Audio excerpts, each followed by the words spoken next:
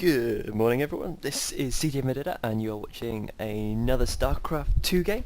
I just wanted to make this video. I want to mess around with a few new settings, see if I can get YouTube to accept a high quality of upload because the other ones weren't quite in 720p and I want them to be. So yeah, I just thought I'd cast another game. I wanted to do a ZVP as well. A proper ZVP, my first one didn't really seem to work that well. We saw a bit of cheese from our Protoss, so I will introduce these players really quickly. In the bottom left corner we have Complexities Minigun, and in the top right side we have FG Massan. Now I was just reading a little bit about Massan beforehand. He played in the open bracket of MLG, so he ladders on Grandmasters in the US I think, and graduated from Georgia Tech University this summer. And then was homeless for a couple of months just deciding what he wanted to do. Him and his friends decided it would be fun to enter an MLG, so he bought one of the tickets, did the open bracket, and almost made it to the full tournament. He ended up just being one game out there. He managed to beat players from teams like EG. He's actually beaten Complexities Rise as well on his way there, so one of Minigun's teammates. So I thought it'd be really cool to see how this game pans out, see how both players take it. I'm pretty sure this is from the ladder. I got it from a thread by Massan on the Team Liquid website. So it's really cool. The guys from Team Liquid are awesome. Uploading loads of, you can get loads of replays from there, which is keeping me very busy over these wet days in Britain. It's really rainy at the moment. I live in York and it's just completely flooded, so I can't really get out that much. So I thought I'd cast some StarCraft 2. So yeah, the map is going to be Cloud Kingdom, one of the user-created maps for a couple of seasons ago. I think it's been around for 3 or 4 seasons now. Used in a lot of tournaments as well, really popular map. And it seems to have got both players going for an early expand, which means we're probably going to be seeing a macro game, which is awesome. Although Minigun doing a bit of an interesting expand here. He's built his first pylon inside his base, his second outside, and then expanded. So this is going to mean he can continue producing probes pretty much constantly. But it is meaning that his forging cannon is going to be a little bit delayed and could be susceptible to a little bit of a Ling run by. So yeah, we see a couple of Lings being built by Massan, but he's probably just going to use these for map control. And yeah, we'll see how it goes from here, whether or not when he scouts this he decides to take a fast third, or what. We will see with the cannon going down. 4 minigun there as well, and yeah, here we go. So the drone moving out 300 minerals and sending the Ling there just in case. Protoss players will often leave the probe hanging around here to maybe build some cannons or whatnot to try and deny the third, but the probe actually hang out the watchtower, so these Lings probably going to find him fairly soon and have to run along home.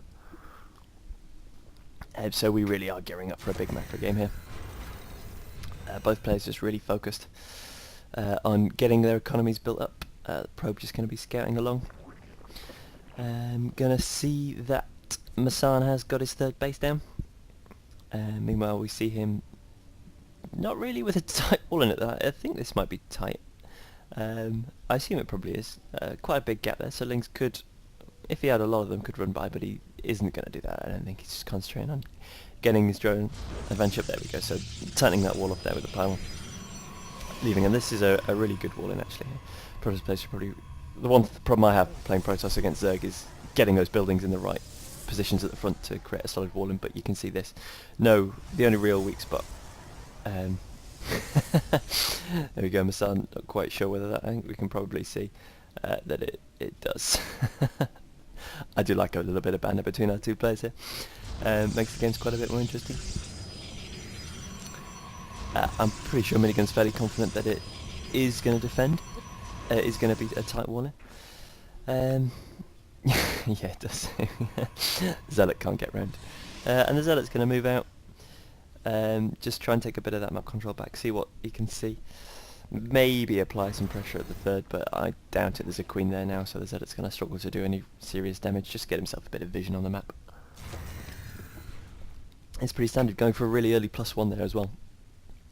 And when you've got this forge early, it's sort of silly not to. You can get a lot of gas quite easily on 2 bases as Protoss and get those upgrades out as quickly as possible. So moving out, you've been quite brave with this Zealot.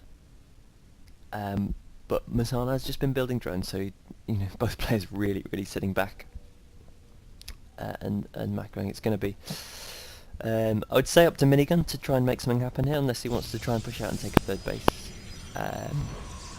These games can go a couple of ways really. Now that Massan has got his third base up, Protoss really has kind of two options. He can either try and go for a two base timing and push that back, or try and take his own third and force Zerg to either attack back or take more bases. It's basically how it goes. We see a couple of gateways going there. Three gateways for Minigun, Robo, another gateway at the front, so it's going to be 4 gateways and a Robo bay in total. So he's not going to be able to do an awful lot of damage. He'll be able to put a bit of pressure on with it. And there we go, 2 more gateways going down, but the Overlord is hanging out the side, is not going to scout this, I don't think. If we go to Massan's vision, no, he has no idea anything that's going on the side of the base. So this could come as a bit of a surprise to him. Zealot killing a Ling in the middle there. Didn't really get to see that much, so is it going to be, he's got 2 Immortals, third on the way. And this is going to be quite effective, because the only thing that Massan really has is his roaches. He's got his lair tech up, building a spore crawl. I guess he doesn't have any knowledge about what Massan's doing at the moment, so it could be going DT, what miniguns are going, sorry, so it could be going DTs in there. But now we see a massive Sentry Immortal force moving out, and this is going to try and put pressure on the third. And with this number of force fields he's going to have here, the roaches are going to really struggle to deal with this. I think he's probably got to build a lot of Lings, I'd say, but the force fields are going to be good against that as well. Yeah, it's just going to come down to whether his defense can be good enough. I guess he's got a lot of Zerglings on the way. These roaches are in a pretty good position at the moment, but this force going around the side. What he doesn't have at the moment is a forward pylon setup, which is going to cost him quite heavily. He's not going to be able to reinforce this anywhere as near as quickly as he needs to. And Massan's just going to have to make sure this engagement happens as far away as possible, and those force fields are not perfect.